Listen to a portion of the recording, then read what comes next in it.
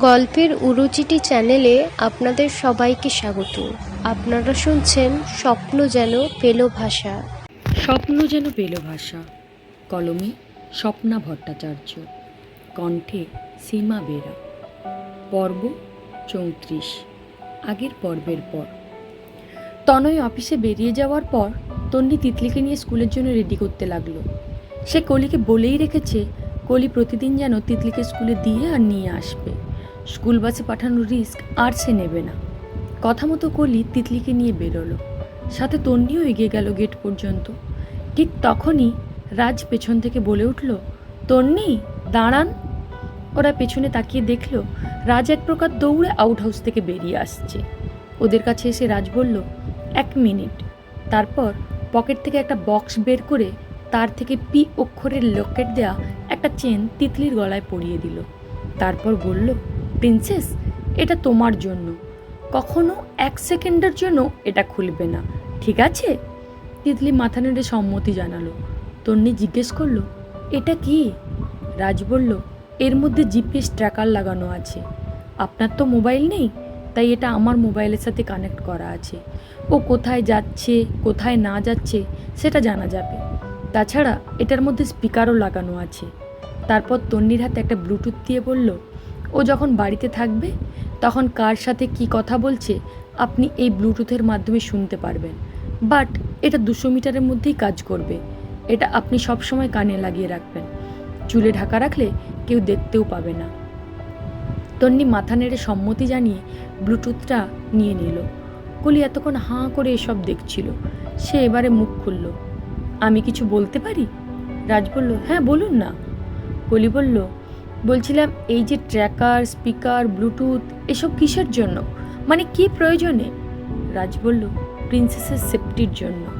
কলি ভ্রুজ কুচকে তাকালো। তন্নি বলল, তনয় জেল থেকে ফেরার পর তিতলির জন্য আমার খুব ভয় করছিল রে বোন, তাই আমিই বলেছিলাম ওনাকে। তাই?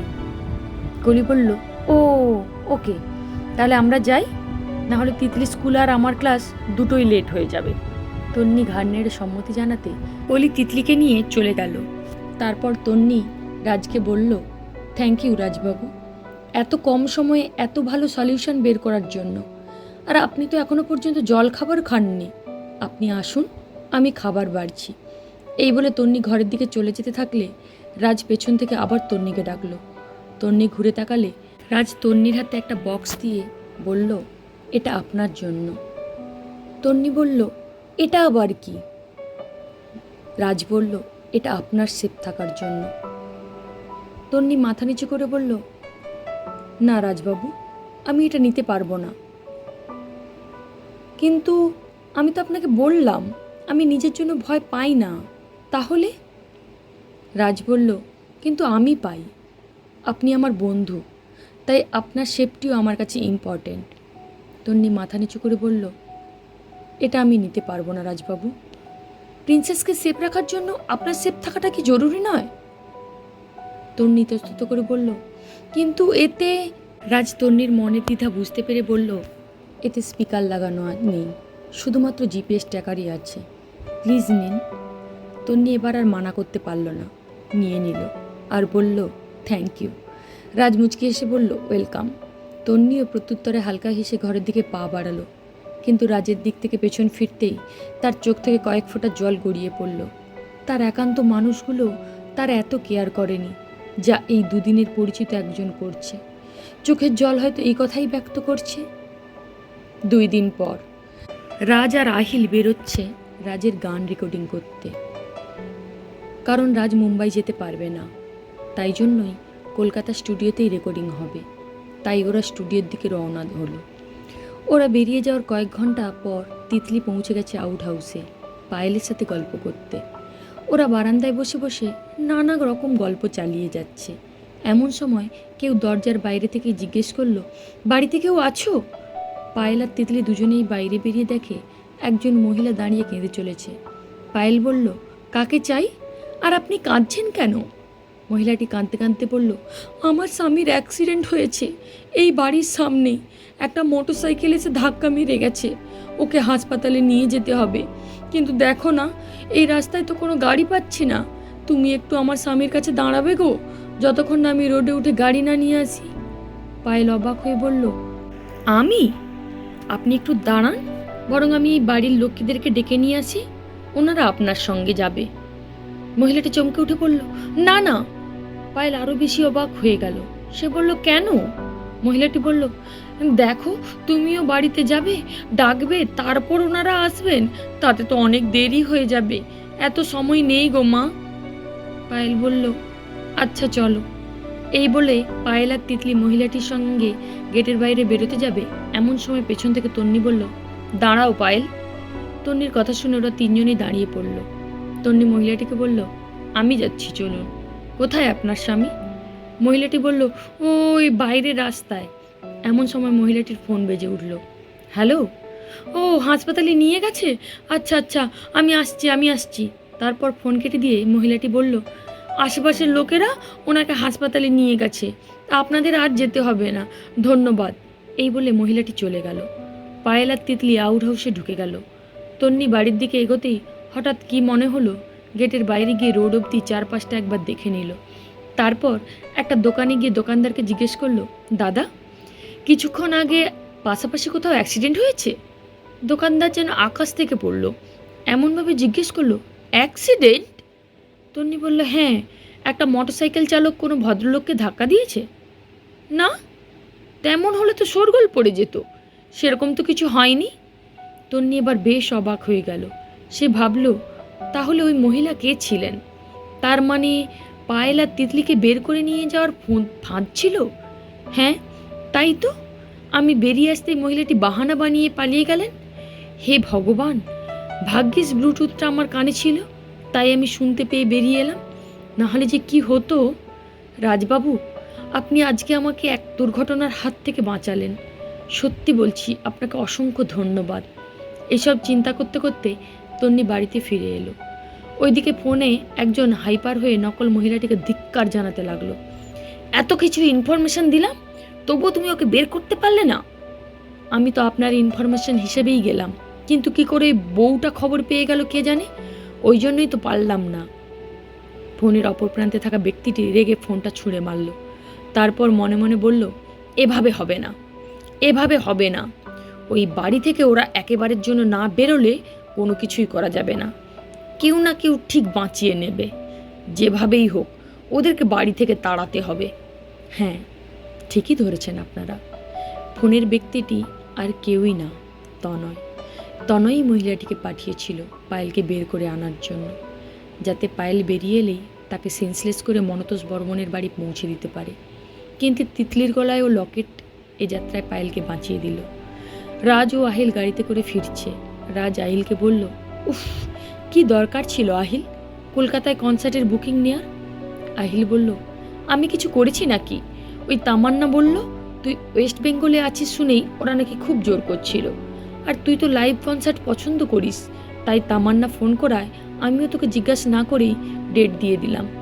তুই বুঝতে পারছিস না আহিল, আমি পায়েল থাকাকালীন কোনো রিস্ক নিতে চাই না। আহিল বলল, তুই চিন্তা করছিস কেন? পায়েলের কিছু হবে না, আমরা সবাই আছি তো। তুই সারা দেশ কনসার্ট করিস, আর আজ নিজের বাংলায় কনসার্ট করার সুযোগ হাতছাড়া করবি?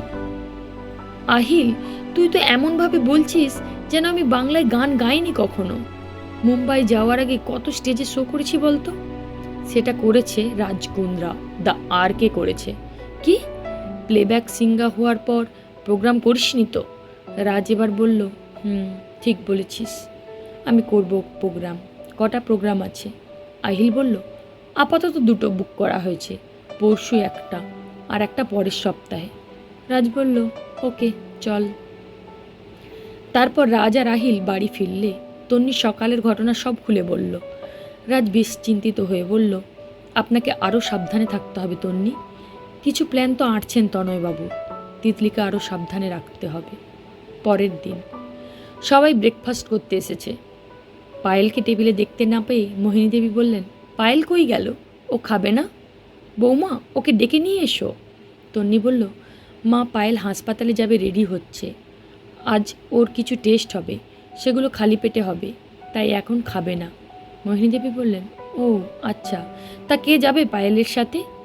রাজ বলল, আমি যাব আন্টি। মোহিনী দেবী বললেন, হ্যাঁ সে তো তুমি যাবে, আমি তো জানি, কিন্তু ওই টেস্ট হবে তো, তাই একজন মেয়ে মানুষ সাথে থাকলে ভালো। মেয়ে মানুষের সুবিধা অসুবিধা একটা মেয়েকে যত খুলে বলতে পারবে, পুরুষ মানুষকে অতটা বলতে পারবে না, তাই না? কলি, তুই যাবি? হ্যাঁ মাসিমা, যেতে পারি, কারণ আজ ক্লাস অফ আছে। তখনই তনয় বলে উঠল, তন্নি তুমি চলে যাও না ওদের সাথে? তনয়ের কথা শুনে সবাই তো অবাক, কলির তো বিষম লেগে গেল। মোহিনী দেবী বললেন, তুই সত্যি ওকে যেতে বলছিস? তুই? হ্যাঁ মা, আমি বলছি। দেখো, পায়েলের ব্যাপারটা তন্নি যতটা ভালো বুঝতে পারবে, কলি কি পারবে? কারণ কলি এখনও ওই সিচুয়েশনে পড়েইনি। তাই আমি সব দিকটা বিবেচনা করেই কথাটা বললাম। এবার তোমাদের যা ইচ্ছে করো। এই বলে তনয় অফিসে বেরিয়ে গেল। তনয় চলে গেল, তার কথার রেশ এখনও কাটেনি। সবাই হা হয়েই বসে আছে।